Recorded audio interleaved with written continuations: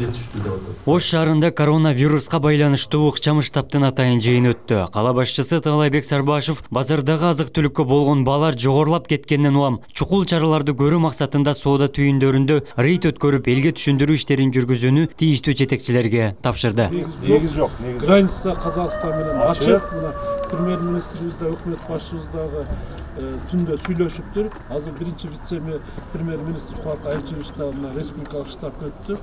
Эч кандай мына кооптоно турган негиз жок. Азыр өзүбүз дагы айтып атабыз, ошол Казакстандагы партнерлер менен сүйлөшүп атабыз. Эч кандай негиз жок. Азыр поставканы уюштурабыз. Элдер да сиздер дагы мына бардыгына жеткизсеңер, мына жерде алып саткандар болсо эгер базарда точкаларда кымбаттатпагыла, отурбу, кымбаттатпагыла. Негиз жок. Мында азык-түлүк боюнча мына проблема болбойт Кыргызстанда да. Жөн эле азыр мына алып саткандарга мындай жем болуп атабыз да.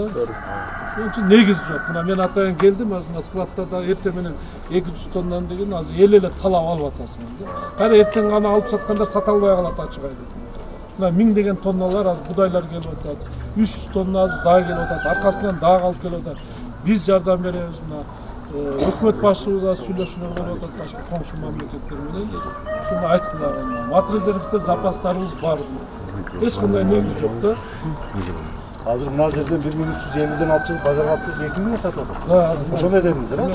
Тулпарун комбинатындагы абалдан шаар мэри Таалайбек Сарбашев да кабар алды. Ундун кору менен таанышып, кезекте турган эл менен жолукту. Шаар мэри базарда бааларды көтөргөн соодагерлер жана ортомчулар мыйзам чегинде жооп берерин билдирип, негизсиз дүрбөлөңгө түшпөөгө чакырды. Өлкөдө эпидемиялык абал туруктуу экендигин да кошумчалады. Отурбу, эмнеден алып алып эле барып сатабыз деп, акча табабыз дебегиле сураныч. Бүт алып саткандар окшойсуңар эмне? Азыр элдин ушундай болуп турган мезгилде акча таппай эле болчу тургандар. Кыйналгандар болсо айткыла, жардам берели. Макулбу? Алып сатпагыла мына жерде. Эч кандай негиз жок унду кымбат сатканга. Жерден алып туруп апарып сатабыз дегендер келбегиле. Bir kabet satan alат. Kulübeden yok. Niye bir kaptan alalım, bu çeyini alıyor.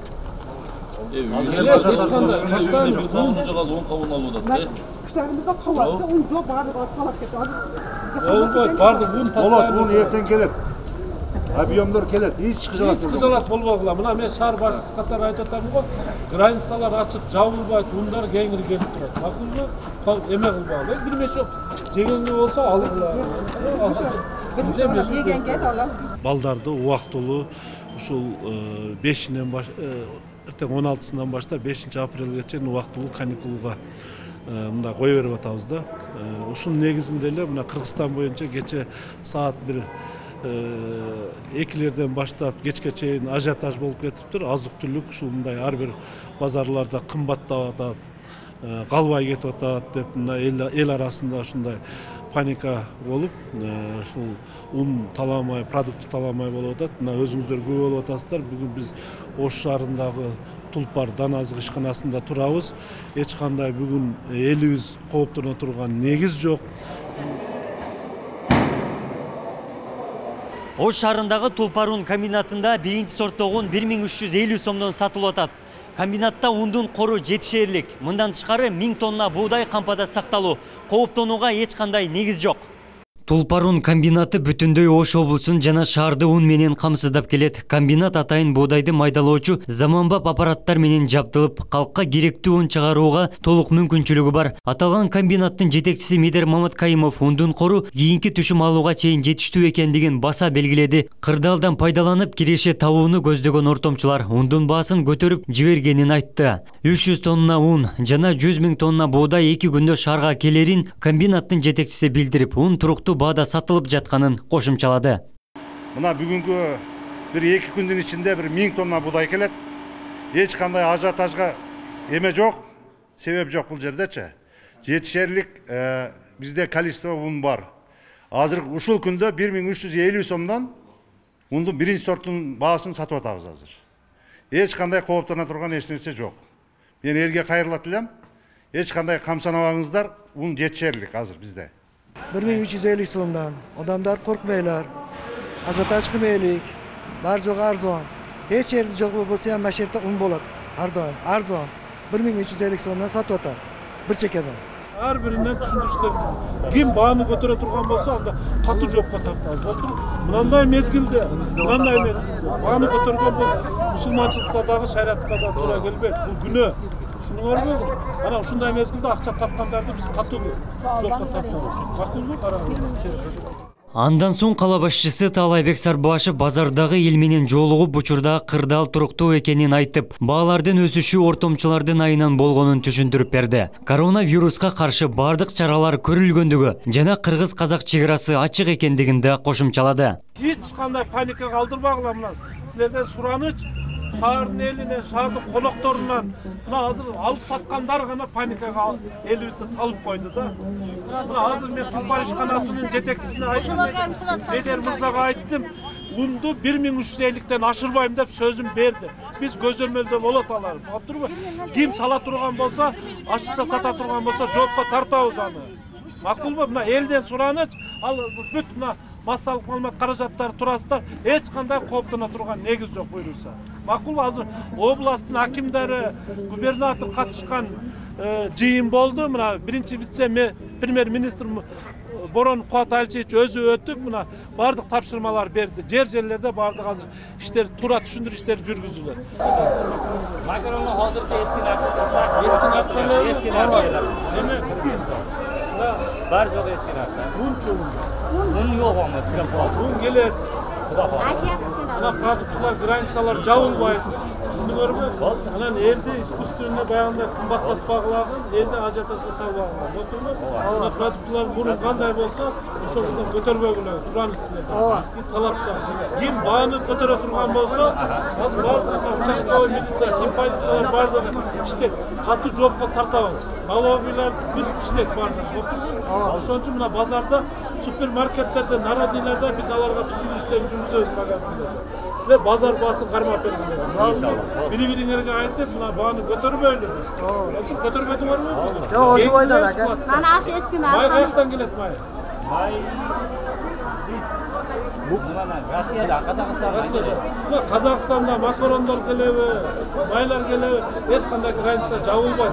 Болуптурбу? Бардык. Анда элди эмеге салбагыла. Макулбу? Макул. Элдер келген экинде мушташка эч. Азыр складтарга дагы бүт жерлерде тапшырма берилди.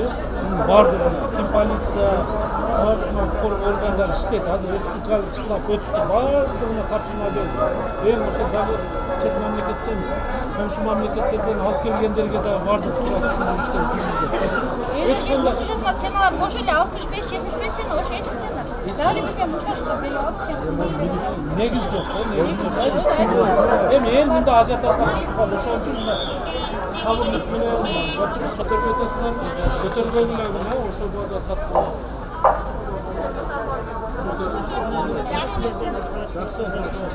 эми un бар келет. Un келет, эми кече бир күн ажиотаж болду.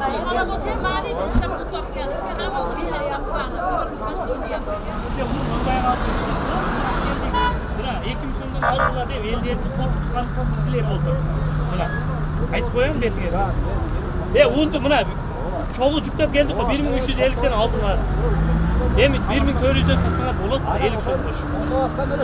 Анан алып чыгып алуу эле элдерге мына un кабай калды деп сатып атасыңар.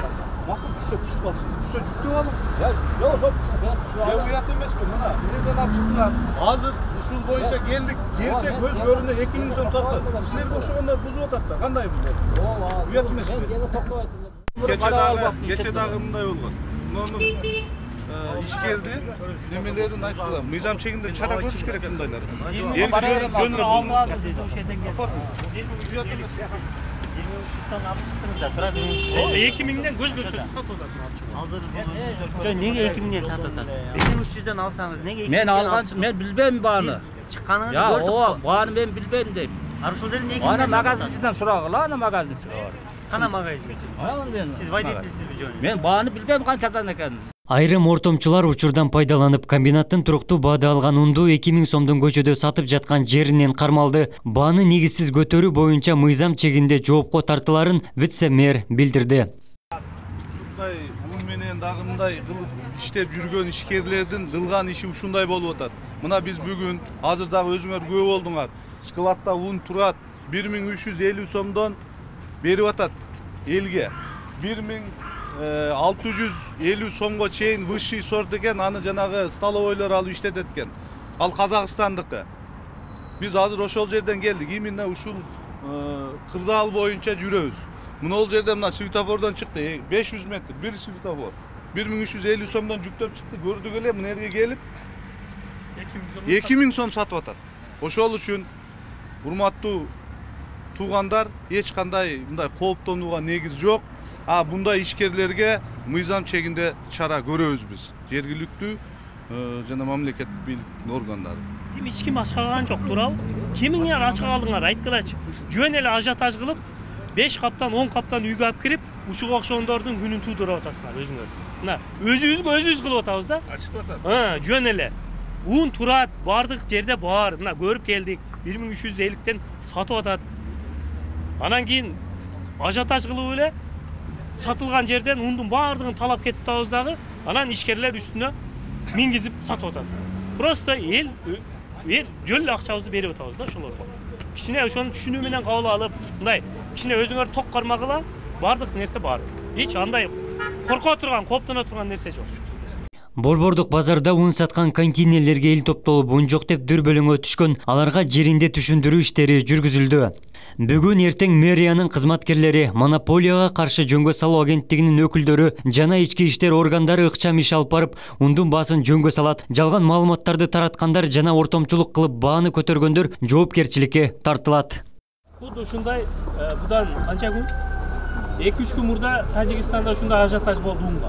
Ана бүгүнкү күндө эч ким албай койду унду кайра. Ошондой эле болот. Бир күн 2 күн ушундай өзүбүздү эле кылып атабыз. Биз эртеңден баштап жерлерге микрорайондорго машина менен Просто бул жерде чайкоочуларды байытып атабыз. Бардыгы 5 сомдон кошуп сатып атат, оны алып атабыз. Ошол эле болуп атат. Ошо силер албай койгула, өзүңөргө жетиштүү эле алгыла. Алат, эч ким албайт унду. Өзүбүз. Өлкөдө эпидемиялык абал туруктуу. Республикалык штаб күчөтүлгөн тартипте иш алып барууда. Коомдук транспорттор, базар жана калк жыш жайгашкан аймактарда дезинфекциялоо иштери тынымсыз жүргүзүлүп жатат.